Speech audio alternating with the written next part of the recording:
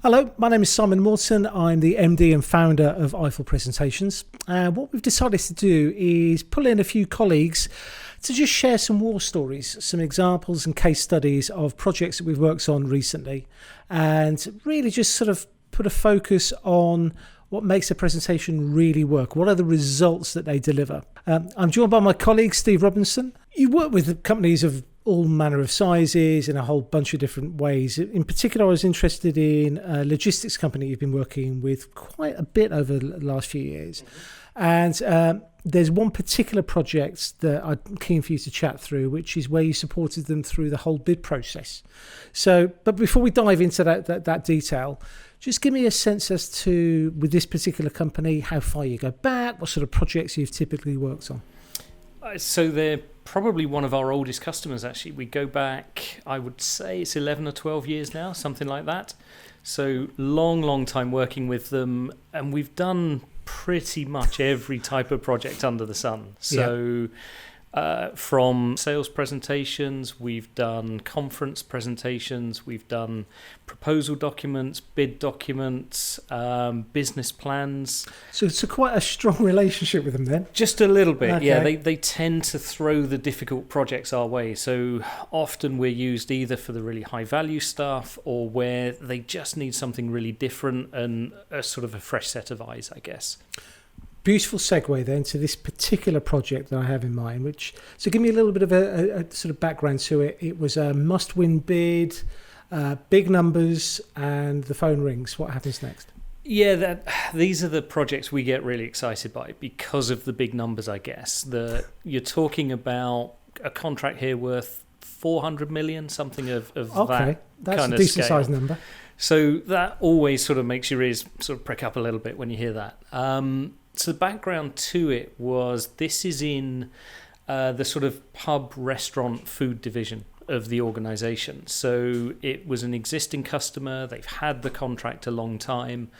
And it's your classic must-win opportunity in terms of, because of the size of it, they just couldn't afford to lose it to a competitor. So that's why they reached out to us. And being the incumbent, I guess that comes with its own challenges.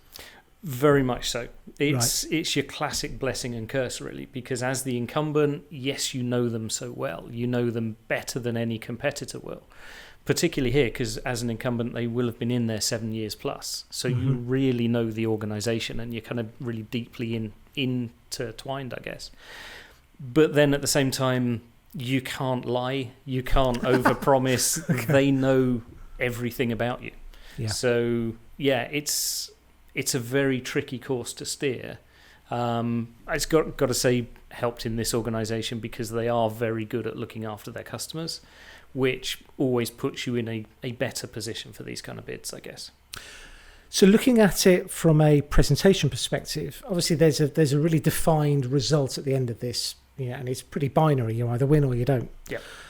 What were the stages leading up to that? Was it a typical PowerPoint presentation where they stood and delivered it, or were there other elements in play, through the process?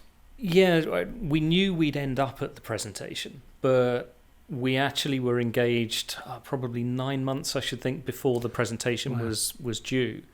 So what we were actually doing, and again, they're an organisation that's really good at sort of getting ahead of the game a little bit, so they don't just follow your traditional procurement route and wait to be invited in or wait to be sort of told to submit a document. What they're actually very good at is helping shape early conversations. Mm-hmm. So what they did was they asked us to help them really pull together various material in the run-up to the recontract. So we got involved in discussion papers, in a bit of thought leadership, in creating some videos, all things that really set the tone for when they knew they were going to have to do the final submission. So it's a much more creative way of thinking about a bid process. So not just thinking, okay, well, I'll do a document and then I'll do a final pitch.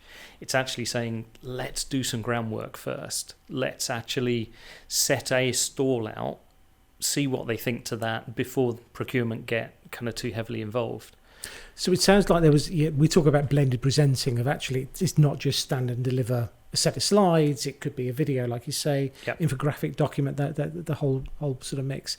Did the message change over that period? Did they learn more, and did that evolve it through to that final pitch?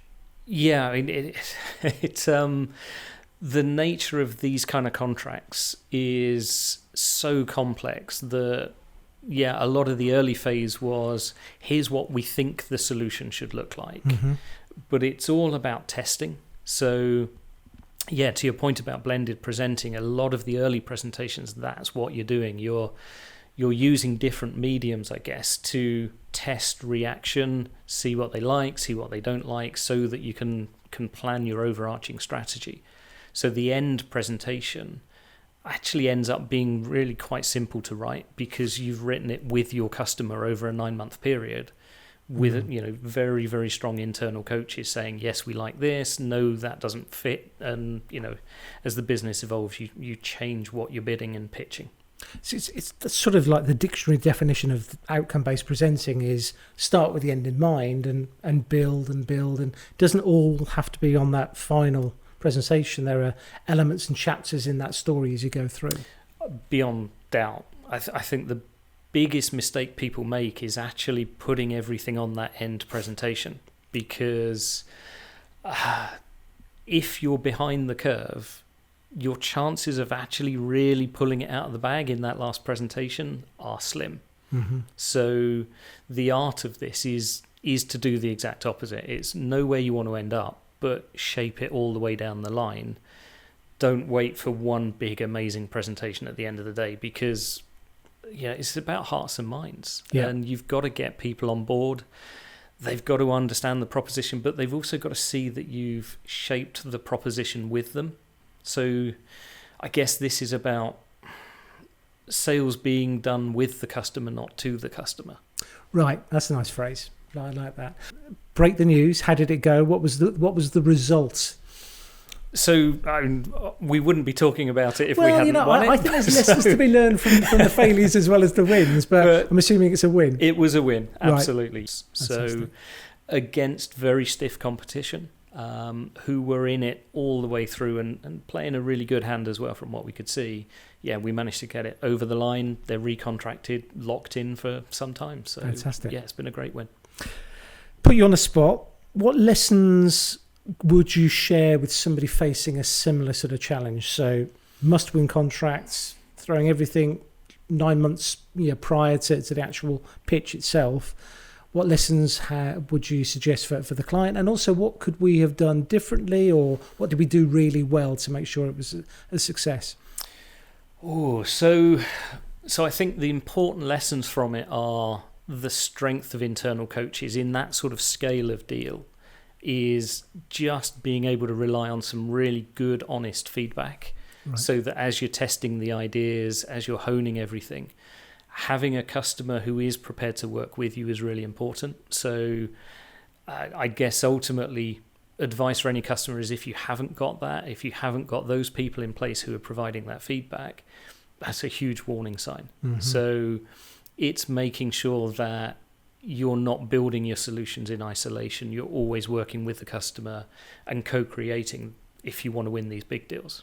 So it's that audience centricity thing again, isn't it? Really getting under the skin of your audience, but never letting it go. I guess too many people make snap judgments probably too early on in the process and stick with that religiously, when actually things evolve and people become more emotionally engaged. You've got to reflect that. Yeah, I think so. And also just being bold enough to be able to change your mind. So just because you've been running with a solution, for a certain length of time, you can evolve it, you can change it if it's what the customer needs. And again, this is the art of it, is everything comes back to really, how does it resonate? What is your audience going to think to the message? And can you connect it directly to clearly identified needs that they've expressed, not that you've worked out because you've seen it somewhere before? So I think for me, I would always look to apply those learnings to it. In terms of learnings for us, I think the really honest one is that we did some really, really strong design on a number of the videos and on a number of the presentations. And giving ourselves more time is really the key thing. That one of the things I'm conscious of, and again, their sales guy who led the opportunity is very strong, is very creative. So him and I work really well together in coming up with these amazing ideas. Somebody's got to deliver it. Yep. Okay. And I'm aware of the pressure it puts the team under. Right. Because, we want to do all these amazing things. And I think when you think, it's the combination, because you say to the team, okay, not only have you not got very long to do this, and I want you to really push the boat out and do something amazing. Oh, and by the way, it's worth hundreds of millions of pounds. Please don't screw it up. Mm-hmm. It puts them under a lot of pressure. It either focuses the mind or completely scares the bejesus out of them. I think it's a good test of people. Oh, is that why you did it? Okay, fair enough. But again, that's what I love about it, is these are the opportunities where you see the team really grow. Yeah.